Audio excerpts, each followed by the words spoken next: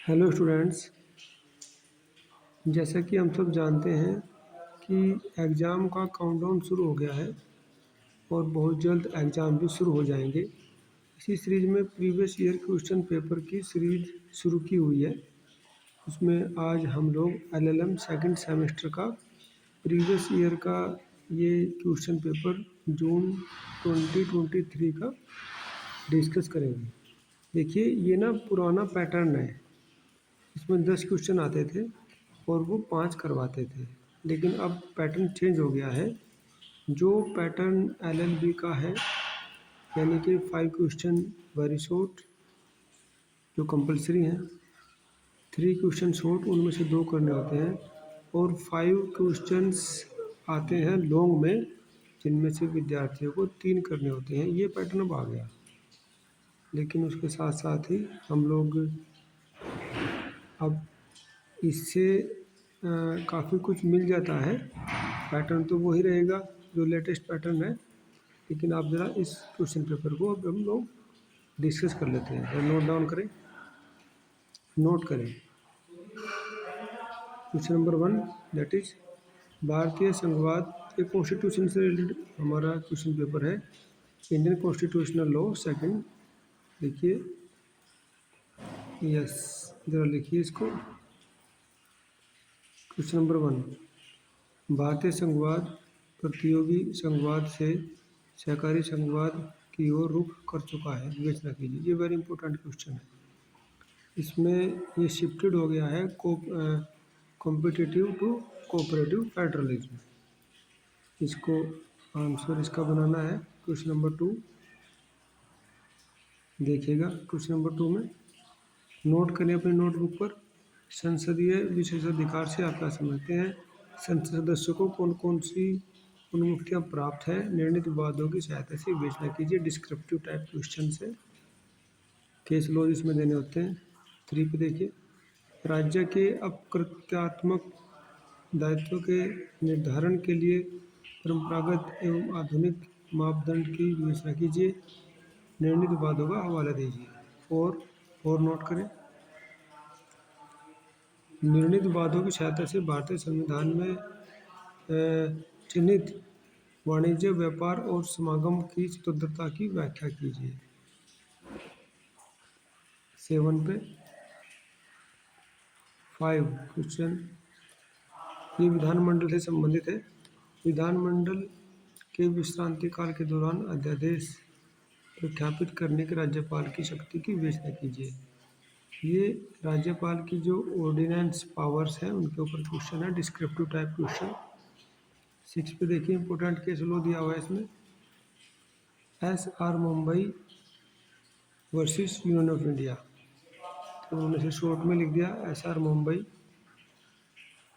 मामले में राष्ट्रपति और राज्यपाल की संघीय संरचना और भूमिकाओं पर जोर देते हुए अनुच्छेद 356 के तहत शक्ति के वैध प्रयोग के लिए कठोर शर्त निर्धारित की है, विवेचना कीजिए। ये वेरी इंपॉर्टेंट क्वेश्चन है। इसके फैक्ट्स जरूर देख करके जाना।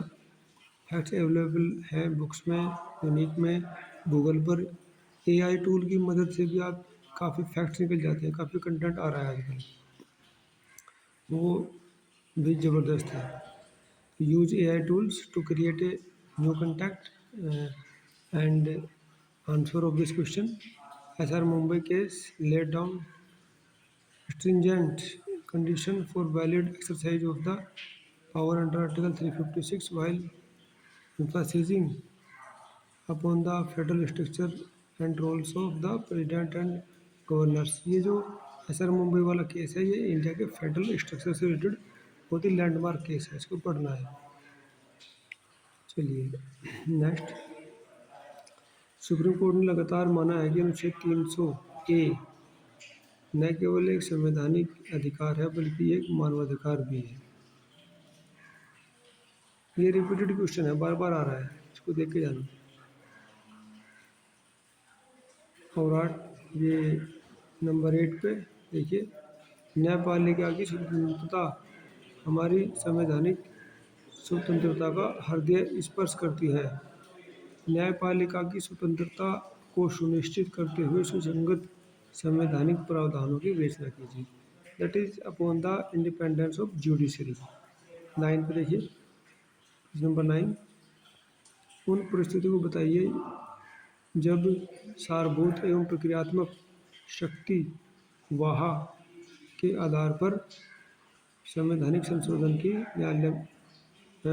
को न्यायालय में चुनौती दी जा सकती है। ये ultra vires on the basis on the doctrine of ultra vires. देखो, state circumstances when constitutional amendments can be challenged in the court on the ground of substantial and procedural ultra vires. तो ultra vires अगर सख्ती से बाहर जा करके कोई अधिनियम या कोई एक्ट बनाया गया है तो उसको उसकी संवैधानिक संशोधन को न्यायालय में चुनौती दी जा सकती है। 10 पे देखिए, ये डॉक्ट्रिन्स हैं कुछ कॉन्स्टिट्यूशन के, doctrine of pith and substances, तत्व और सार का सिद्धांत, तथा ये डॉक्ट्रिन ऑफ कलरेबल लेजिस्लेशन,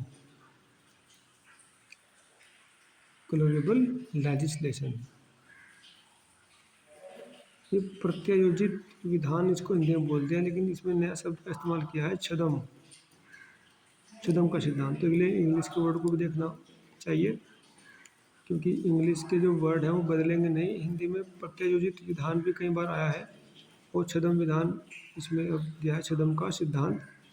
तो डॉक्ट्रिन ऑफ कलरेबल लेजिस्लेशन, इसको हमें देखना है। और इस तरह से 10 क्वेश्चन में 10 कंसेप्ट तो निश्चित रूप से लगे हुए हैं और एक एक क्वेश्चन में 2-2, 3-3 कंसेप्ट भी आ रहे हैं। तो इसलिए आपको उसको तैयार करना है। इन्हीं लॉन्ग क्वेश्चन से शॉर्ट निकलेंगे, शॉर्ट से वेरी शॉर्ट निकलेंगे। तो आपका जो ये एग्जाम पेपर आएगा ये लेटेस्ट पैटर्न पे आएगा, very short, short and long वाले पे। तो जो विद्यार्थी परीक्षाओं में बुक्स पढ़ के जाते हैं, यूनिक और नोट्स पढ़ के जाते हैं, तथा उसके साथ साथ PYQ भी लगा के जाते हैं, वो निश्चित रूप से बहुत अच्छे मार्क्स प्राप्त करते हैं और उनका परफॉर्मेंस और विद्यार्थियों से काफ़ी बेहतर तरीके से वो परफॉर्म कर पाते हैं। तो इसलिए आपके लिए अब ये है कि आप इस तरह के 3 या 4 क्वेश्चन पेपर और निकालेंगे, उनके कंसेप्ट को देखेंगे, इसी से क्वेश्चन बन जाएंगे, बाहर से नहीं कुछ आना। इन्हीं क्वेश्चन पेपर से ही क्वेश्चन रिपीटेड हो रहे हैं LLM में। तो आपको अभी यही करना है, मास कॉम्प्यूटर यूनिवर्सिटी के 2-3 पेपर और 2-3 पेपर चौधरी चरण सिंह यूनिवर्सिटी निकाल करके उसको देखना। डॉक्ट्रिन सारे उसमें मिल जाएंगे और यही डॉक्ट्रिन बार बार पूछे जा रहे हैं। आपको केवल उनको लिखने का अभ्यास करना है, नोटबुक पर लिखना है, तेज तेज लिखना है और जल्दी से टाइम पीरियड में अपना पेपर पूरा कर देना है। I think this video will be very helpful to you. Thanks for listening.